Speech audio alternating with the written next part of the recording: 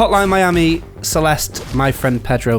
Contrary to popular belief, these are not games that Liam McKelvey have finished in the last hour. These are all games Katana Zero, the action platformer released last month on Switch and PC, have been likened to. Liam, how are you? I'm good, thanks. How are you? I'm decent enough, man. Thank you very much. Just finished Katana Zero. Nice. Well, funnily enough, one of the endings, and I've just spoken to you and you got a completely different ending than me, so I thought, wow, why don't we just record a video about this? But yeah, well, why don't we just run the folks at home through what this game is? Like, first of all, what's the general gist of the game theme-wise?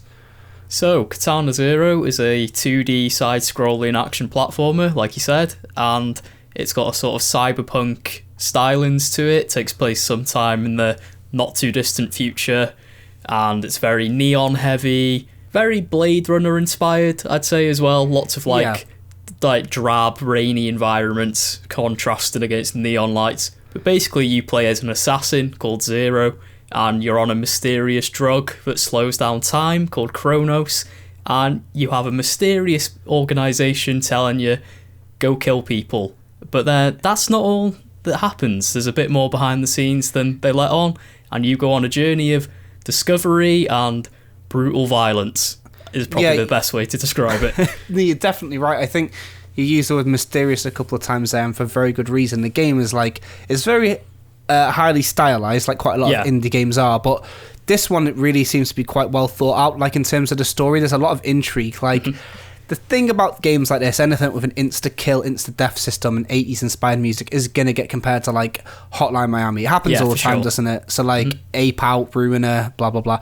But I think in this case, like, not just gameplay-wise, but, like, how the story unravels in this, like, day-to-day system and the sort of meetings with your employer, I think it's a pretty fair comparison. Would you agree, or...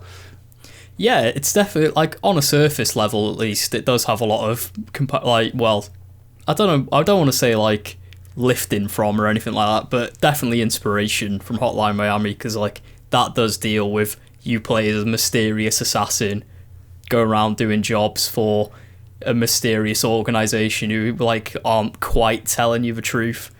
But I'd say it's more like, that's more just like a sort of noir trope than anything, like old detective noir and stuff like that. Absolutely, it's like plays off one of our favourite genres, depressed hitman, exactly, which is an officially genre now because it's the best genre. It is also the best genre, correct? Like, I think what I'm trying to get at here is, like, a lot of people loved Hotline Miami, and then when they hear games like Ape Out is going to be like Hotline Miami, then sure, it might be some top-down, like, ultra-violence, but you're playing as a giant ape, mate. You're not playing as, like, a hitman with an intriguing story. But I think this game, despite it being a completely different way of dealing with the gameplay, is probably going to scratch that same itch that Hotline Miami did if you want a game like that. So that's what I say. So, like, how did you find the story? Because I've seen some people online love it, some people don't. And no spoilers, but there's various ways of approaching the game with dialogue trees. Do you think it was quite a nice fit with the, like, moment-to-moment gameplay?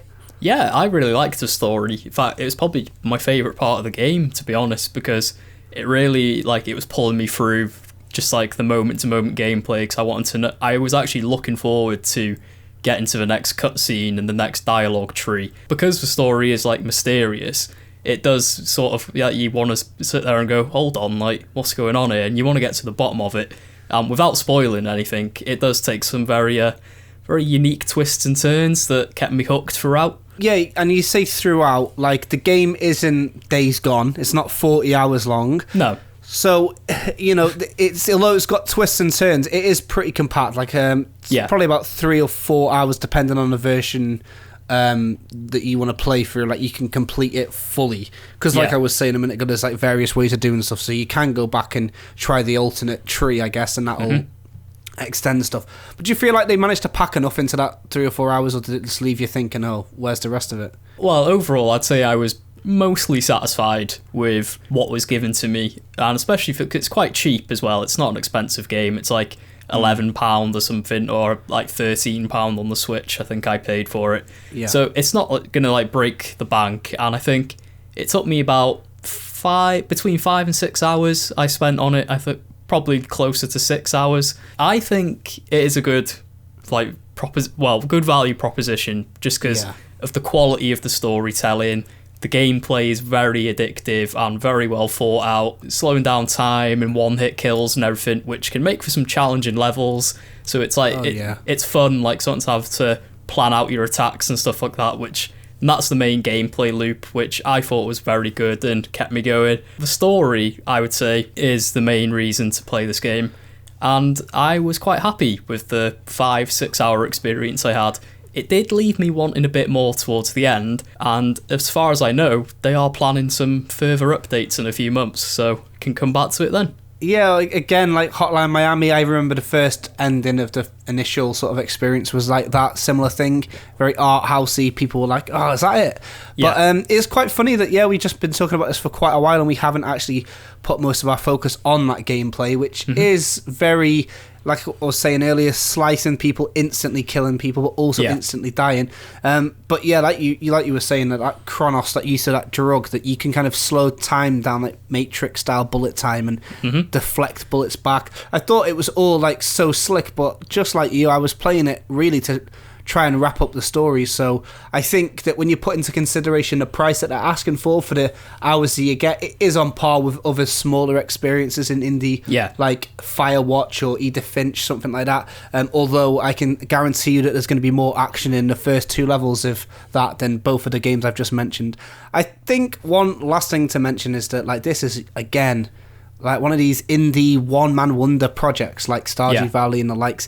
This is some dude, Justin, like calls himself ASCII Soft. He developed this all by himself, and I've got to say, like, the vision that he's achieved and like what he's done is actually so good. Like, I think this is one of the best games really to play.